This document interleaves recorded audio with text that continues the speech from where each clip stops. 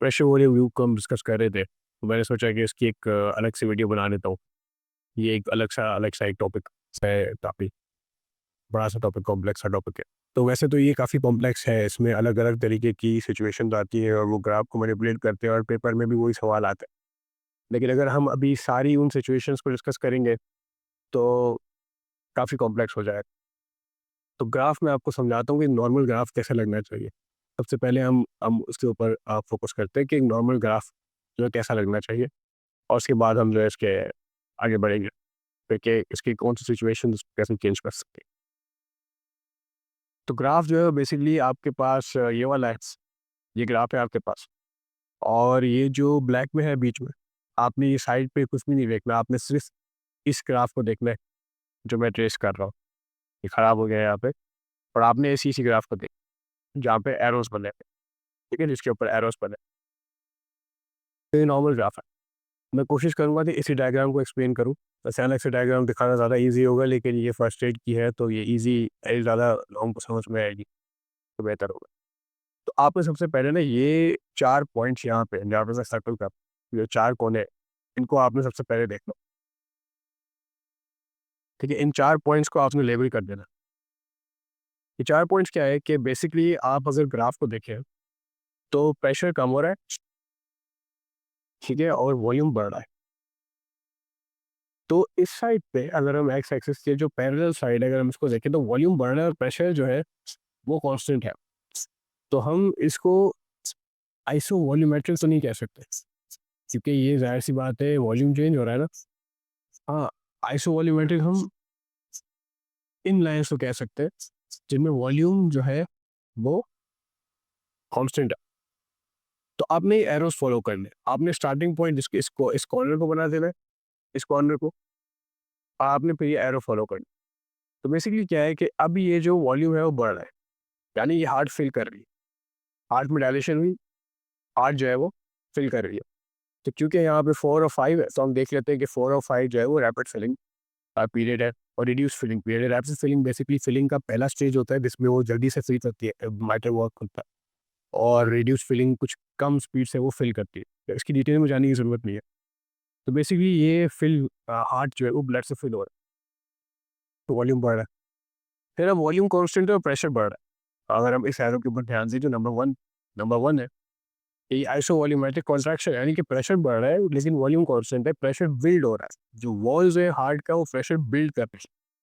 उनको बिल्ड करने के लिए थोड़ा-सा टेक ऑफ करने के लिए उनको स्पीड चाहिए, तो वो बिल्ड कर रहे हैं। वॉल्यूम नॉर्मल है, अभी तक कॉन्ट्रैक्ट नहीं हुआ, और यहाँ से तेज़ी से जो है वॉल्यूम वो कम हुआ है ऊपर, जो कि स्टेज 2 है हमारा, जो कि सिस्टोलिक इजेक्शन है, जब हमारे एओर्टिक वॉल्व खुल जाते हैं और हार्ट से ब्लड बाहर निकलता है।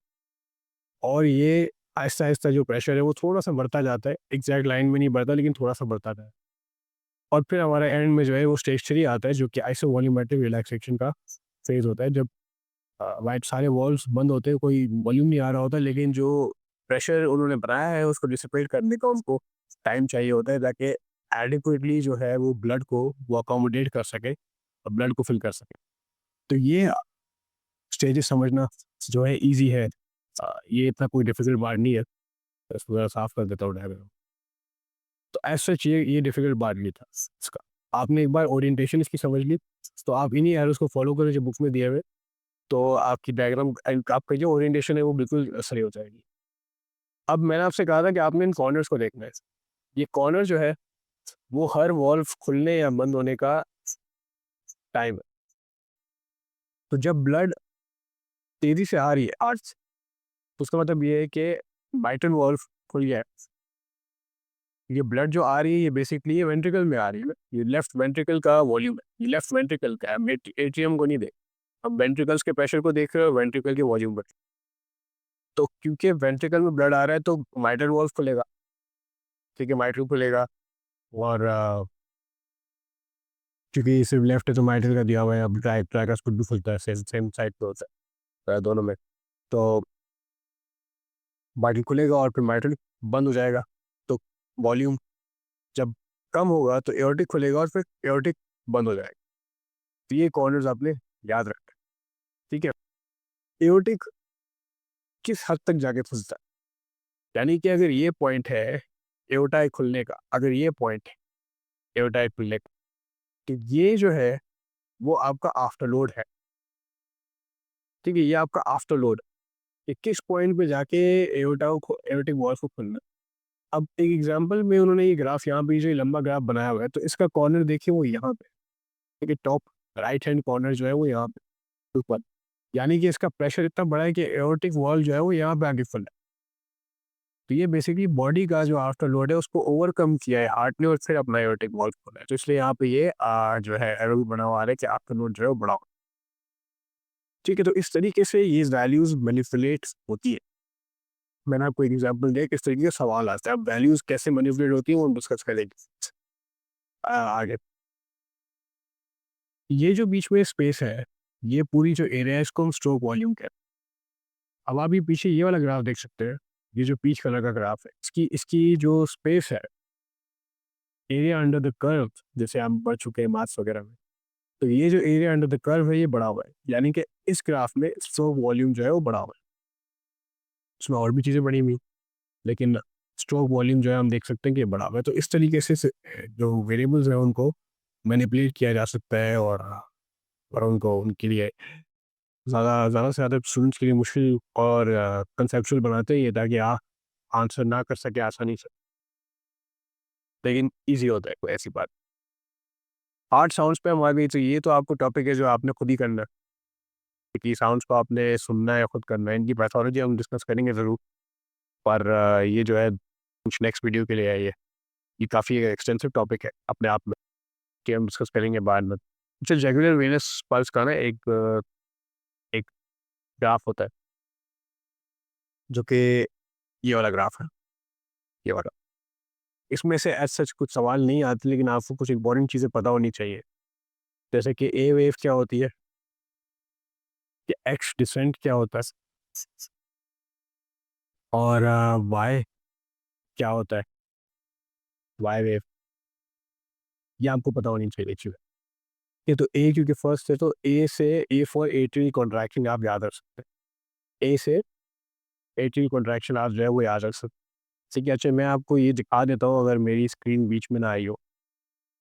ये आप देख सकते हैं कि ये हमने सारे स्टेजेस को डिस्कस किया था, ये सारे स्टेजेस को हम डिस्कस किया था। ठीक है, यहाँ पे मैंने कोशिश करता हूँ कि मैं कुछ एनोटेट ना करूँ इस साइड पे, लेकिन ये हमने सब जो है डिस्कस किया था, तो ये आप देख सकते हैं।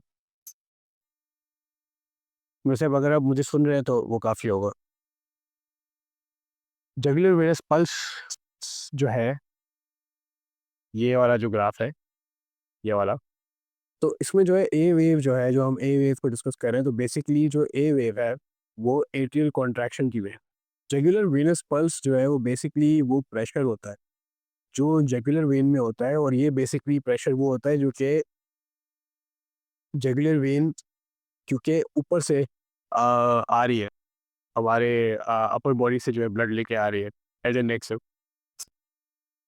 तो उसका जो प्रेशर होता है और राइट एट्रियम का प्रेशर होता है वो सेम होता है। राइट एट्रियम ब्लड कलेक्ट कर रहा है सारी बॉडी से, तो राइट एट्रियम में जहाँ से ब्लड आ रहा है वो एक तो आपकी लोअर बॉडी से आएगा, मिड बॉडी से आएगा, ऊपर से आपकी अपर बॉडी से आएगा। तो जुगुलर वेनस पल्स में हमने ये देखा कि राइट एट्रियल प्रेशर जो है वो बिल्कुल सेम है, जबकि लेफ्ट एट्रियल प्रेशर जो है, जो कि लेफ्ट एट्रियल प्रेशर होता है वो किसके उसके इक्विलिब्रियम में होता है, वो होता है पल्मोनरी आर्टरी के। तो इसलिए हम पीसीडब्ल्यूपी जो है यूज़ करते हैं लेफ्ट एट्रियल प्रेशर मेजर करने के लिए, और जे भी यूज़ करते हैं राइट एट्रियल प्रेशर मेजर करने के लिए। तो ये थोड़ा सा एक फैक्ट है जो आपको पता होना चाहिए, क्लिनिकली काफ़ी अच्छा है, वार्ड्स वगैरह में बताने में आपको काम आएगा। तो ए वेव में आपको बता रहा था कि एट्रियल कॉन्ट्रैक्शन की, इसको कैनन ए वेव्स ही कहते हैं, और ये एट्रियल फिब्रिलेशन में नहीं होती क्योंकि वो कॉन्ट्रैक्ट ठीक से नहीं हो रहा होता। तो ये आपको पता होना चाहिए कि एट्रियल फिब्रिलेशन में ये एब्सेंट होती है। सी वेव इतनी इंपॉर्टेंट नहीं है, बस ट्राइकस्पिड जब बंद होता है तो जाहिर सी बात है कुछ ब्लड जाके एट्रियम में लगता है, तो उसका जो है एट्रियम में जो जो भी प्रेशर के हिसाब से चेंज आ रहा है ना, ये ग्राफ उसका है। ठीक है, तो क्योंकि एट्रिया कॉन्ट्रैक्ट करेंगी तो प्रेशर बढ़ेगा अचानक से, तो ए वेव आएगी। जब ट्राइकस्पिड बंद होगा तो ब्लड कुछ जाके टकराएगा एट्रियम में, तो सी वेव आएगी। एक्स डिसेंट मैंने आपको कहा था इंपॉर्टेंट है, ये एट्रियल रिलैक्सेशन की होती है, बिल्कुल पूरी तरीके से रिलैक्स हो जाए और डाउनवर्ड डिस्प्लेस हो जाए, सारी ब्लड जो है वो वेंट्रिकल के अंदर जाए, तो फिर ये अब प्रेशर आप देख रहे हैं ना, ये ग्राफ में कम हो रहा है प्रेशर, अगर आप देख सकते हो कि ये ग्राफ में जो है वो कम हो रहा है। क्या ये है, तरीके से जूम ऑन कर देता हूँ उसको, ज़्यादा हो गया, ठीक है। सो इस तरीके से जो है वो हम लोग इसको लेके चलते हैं। एक्जिस्टेंट ये होता है। अब वाई जो है, मैंने आपसे कहा था कि वाई इंपॉर्टेंट, वाई इंपॉर्टेंट होने की वजह ये होती है कि वाई जो है वो राइट एट्रियल एम्पटिंग को कहते हैं। तो इससे राइट एट्रियल एम्पटिंग में जो है वो वाई डिसेंट इंपॉर्टेंट होती है हमारे लिए, जो है ये इंपॉर्टेंट होती है हमारे लिए, जो वाई डिसेंट होती है वो उससे हमारे लिए इंपॉर्टेंट होती है। तो मैं यहाँ पर डिस्कस कर लेता हूँ, फ्लैग आ गया था वीडियो में। अच्छा, तो वाई डिसेंट हमारा एग्जिस्टेंट हो गया। वाई डिसेंट जो है वो दोबारा से मैं एक्सप्लेन कर देता हूँ कि बेसिकली इंपॉर्टेंट इसलिए होता है कि ये कंस्ट्रिक्टिव पेरिकार्डाइटिस में जो है हमें मिलती है, प्रोमिनेंट होती है, नॉर्मल जो है ये नहीं होती। ठीक है, अगर हम इसको यहाँ पे देखें अपर से, तो वाई डिसेंट जो होती है कंस्ट्रिक्टिव पेरिकार्डाइटिस में होती है। तो वन लाइनर जो है क्वेश्चन आता है कि कंस्ट्रिक्टिव पेरिकार्डाइटिस में कौन सी वेव आपको मिलती है, और वो होती है वाई डिसेंट की वेव।